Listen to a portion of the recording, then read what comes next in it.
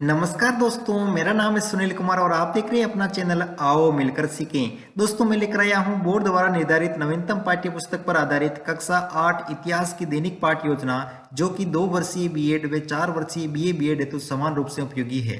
इस पाठ्य योजना में प्रकरण लिया है मुगल साम्राज्य के पतन के कारण। तो चलिए शुरू करते हैं।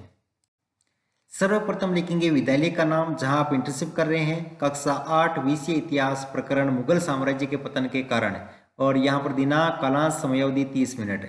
शिक्षण उद्देश्य में इस तरफ अपेक्षित व्यवहारगत परिवर्तन, शिक्षण उद्देश्य में लिखेंगे ज्ञानात्मक। अपेक्षित व्यवहारगत परिवर्तन में लिखना है विद्यार्थी भारत में मुगल साम्राज्य और उसके पतन का प्रत्यास्मरण कर सकेंगे। विद्यार्थी भारत में मुगल साम्राज्य और उसके पतन के कारणों का प्रत्याभिज्ञान कर सकेंगे।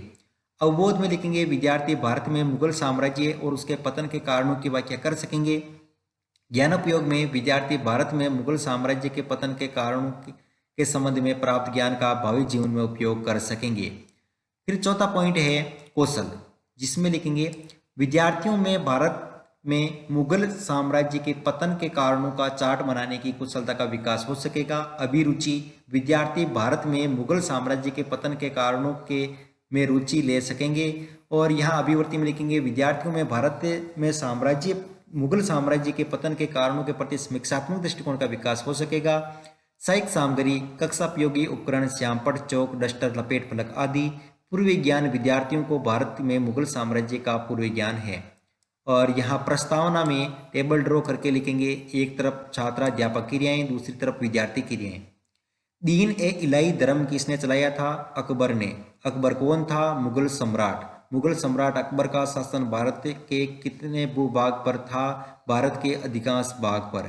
भारत के अधिकांश भाग पर मुगलों का शासन किस मुगल सम्राट के शासनकाल तक रहा? औरंगजेब के शासनकाल तक। औरंगजेब की मृत्यु के बाद मुगल सम्राट की क्या स्थिति हुई? समस्यात्मक प्रश्न। उद्देश्य कथन में लिखेंगे औरंगजेब की मृत्यु के बाद मुगल साम्राज्य का पतन शुरू हो गया। आज हम मुगल साम्राज्य के पतन और उसके कुछ कारणों का अध्ययन करेंगे। फिर है प्रस्तुतिकरण, जिसमें यहाँ पर शिक्षण बिंदु, छात्राध्यापक क्रियाएं, छात्र क्रियाएं, विधि पर विधि, श्यामपट्ट सार। शिक्षण बिंदु में पहला पॉइंट मुगल साम्राज्य का पतन, परिचय। विकासात्मक प्रश्न में फर्स्ट क्वेश्चन, विश्व प्रसिद्ध ताजमहल का निर्माण किसने करवाया था? शाहजहां ने। शाहजहां के पुत्र का नाम क्या था? औरंगजेब। औरंगजेब की मृत्यु के पश्चात मुगलों का प्रभाव भारत में कहां तक सीमित रह गया? निरुत्तर। यहाँ विधि पर विधि में लिखेंगे प्रश्नोत्तर विधि।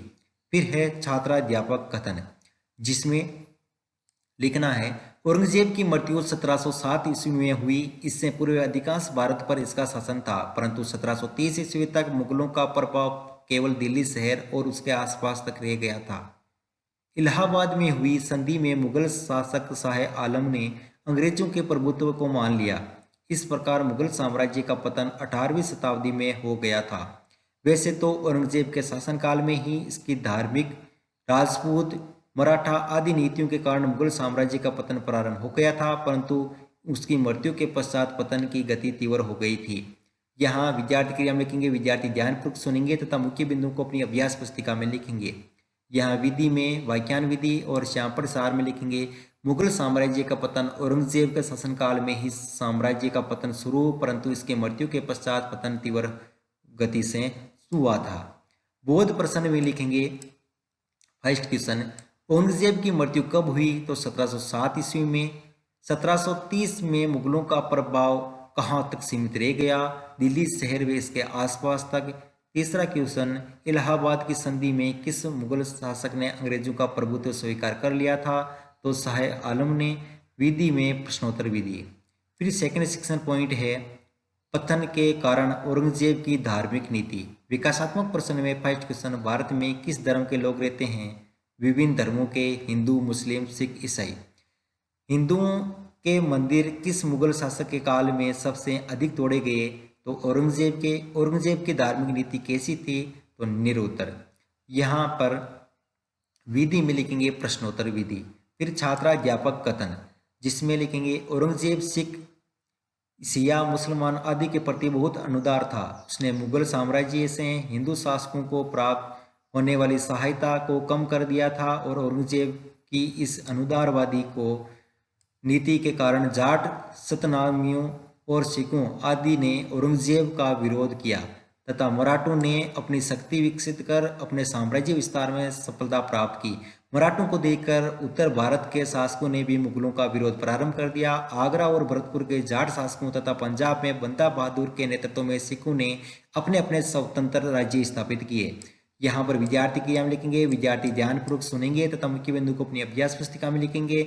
यहाँ पर चांपड़ सार में लिखेंगे, पतन के कारण औरंगजेब की धार्मिक नीति, हिंदू सिखों व सिया मुसलमानों के प्रति अनुदारवादी नीति।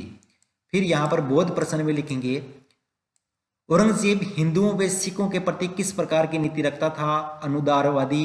आगरा व भरतपुर में औरंगजेब का विरोध करने वाले कौन थे? जाट। और यहाँ विधि में प्रश्नोत्तर विधि। फिर तीसरा शिक्षण पॉइंट है मुगल शासकों की अयोग्यता व सरदारों का पतन। विकासात्मक प्रश्न में फर्स्ट क्वेश्चन, देश या राज्य पर शासन करने वालों को क्या कहते हैं? शासक। एक अच्छे शासक की प्रमुख पहचान क्या है? शासक का योग्य होना। औरंगजेब के पश्चात के मुगल शासक कितने योग्य थे? निरुत्तर। विधि में प्रश्नोत्तर विधि। फिर यहाँ छात्राध्यापक कथन में लिखेंगे, औरंगजेब के बाद के समस्त शासक निकम्मे और विलासी थे। उनकी अय्यासियों ने उन्हें अकर्मणीय बना दिया। इसी से उनकी वीरता और साहस में कमी आई। ये नैतिक पतन उसकी पराजय का कारण बना। शाही परिवार के साथ ही उनके अमीरों सरदारों का भी पतन हो गया था। वे विलासी जीवन व्यतीत करने लगे थे और अपने स्वार्थ के लिए आपस में गुटबाजी करने लड़ने लगे थे। अमीर अयोग्य और चरित्रहीन हो गए थे। उन्हें अपने राज्य की किसी प्रकार की चिंता नहीं थी। विद्यार्थी क्रिया में लिखेंगे, विद्यार्थी ध्यानपूर्वक सुनेंगे तथा मुख्य बिंदु को अपनी अभ्यास पुस्तिका में लिखेंगे। वाक्यान या विधि में वाक्यान विधि। चांपड़ सार में लिखेंगे, मुगल शासकों की अयोग्यता, अमीरों सरदारों का पतन। फिर यहाँ बौद्ध प्रश्न में, औरंगजेब के बाद के मुगल शासकों का चरित्र कैसा था? वे निकम्मे और विलासी थे। शासकों के साथ साथ और किसका पतन हो गया? अमीरों सरदारों का। यहाँ विधि में प्रश्नोत्तर विधि। फिर अंत में है मूल्यांकन प्रश्न, जिसमें फर्स्ट क्वेश्चन, निम्न मुगल शासक ने अंग्रेजों का प्रभुत्व स्वीकार कर लिया था? अकबर ने, शाहजहां ने, औरंगजेब ने, शाह आलम ने।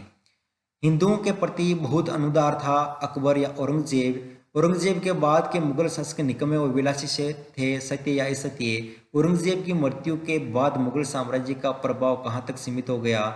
मुगल साम्राज्य के पतन में के कोई दो कारण बताइए। पहले कार्य में लिखेंगे, मुगल साम्राज्य का पतन कब प्रारंभ हुआ? पतन के दो प्रमुख कारणों का वर्णन कीजिए। अंत में पर्यवेक्षक टिप्पणी।